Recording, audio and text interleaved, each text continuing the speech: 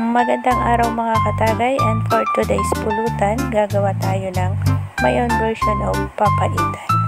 Nag-isa ako ng maraming bawang, sibuyas at luya. Kanina, nag-pressure cooker na ako ng laman loob ng baka at balat ng baka at pinaghiwa-hiwa na ng maliliit.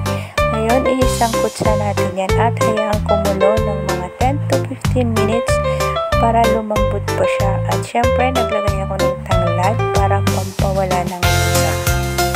Habang kumukulo siya, tinimplahan ko na yan ng beef cube, asin, paminta at magic sarap.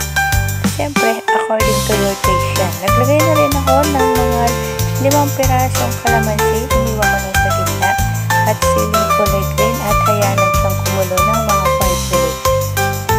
Mga katagay, ito na ang version ko ng papaitan. At syempre, ang unang titikim niyan ay ako.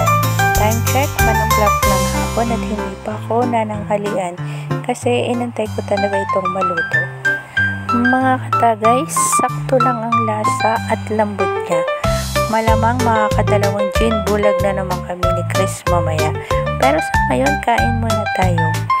Mga katagay, kung nagustuhan niyo po ang video na to, paki-like and subscribe po at pakipindot na rin ng notification bell para ma-update po kayo sa next upload ko ng pulutan idea. At syempre mga katagay, huwag kalimutan, eat moderately lang po. Ciao!